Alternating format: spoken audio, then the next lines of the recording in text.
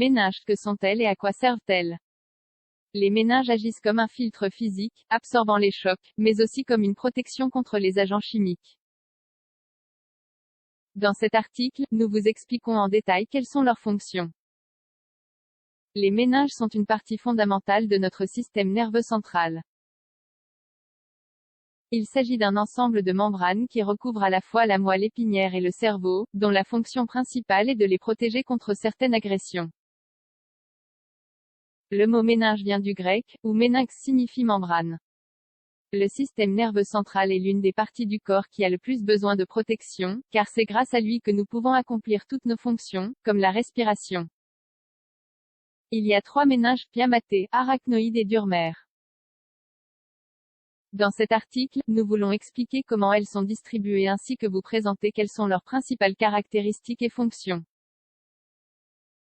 Nous parlerons également de la méningite et des raisons pour lesquelles c'est une pathologie si dangereuse.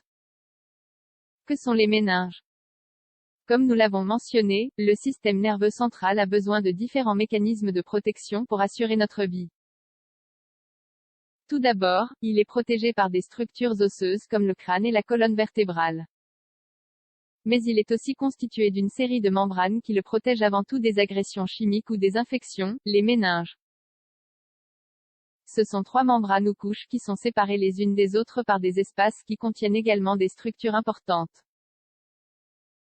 Si l'on part de la partie la plus externe, au contact du crâne, on trouve la durmère. Cette méninge est fixée à l'os et émet une sorte de cloison qui divise la cavité crânienne en plusieurs parties.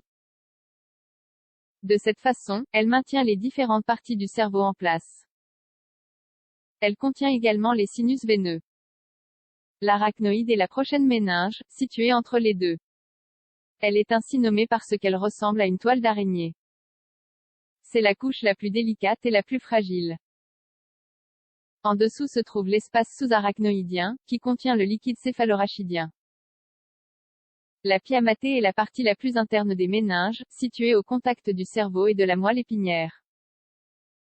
Cette méninge recouvre le cerveau et s'introduit par les sillons et les circonvolutions, comme s'il s'agissait d'une fine feuille qui le recouvre. Les espaces entre les méninges. Nous avons déjà mentionné l'espace sous-arachnoïdien, qui est celui entre l'arachnoïde et la méninge piamatée. On y trouve le liquide céphalorachidien. Ce fluide protège le système nerveux central, en amortissant les chocs et les changements de pression à l'intérieur du crâne. Entre la durmère et l'arachnoïde, nous trouvons l'espace sous-dural.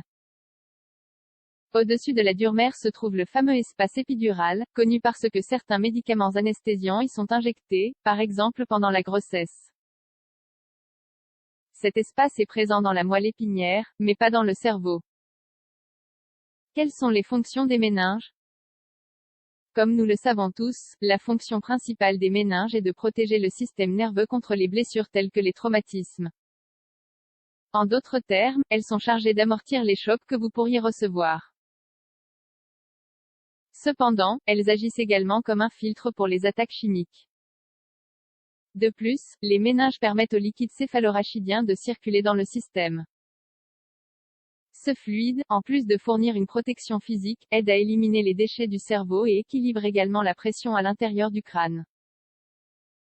Les méninges forment ainsi un système de soutien et de protection. D'autre part, elles informent le cerveau de certains changements de pression, de tension ou de douleur causés par une blessure. Qu'est-ce que la méningite? La méningite est une affection qui se produit en raison de l'inflammation des méninges. La plupart des cas sont causés par une infection virale, bien qu'elle puisse également être causée par une bactérie ou un champignon. Elle peut même être causée par un processus cancéreux ou d'autres raisons. Le problème de la méningite est que cette inflammation peut souvent provoquer des lésions cérébrales. Elle entraîne souvent des conséquences telles que la surdité ou la déficience d'autres sens. En fait, elle peut être fatale. Ce qu'il faut retenir, c'est que les méninges sont des structures protectrices de base du système nerveux central. Il est donc très important qu'elles soient maintenues en bonne santé, car une blessure peut compromettre l'intégrité de ce système.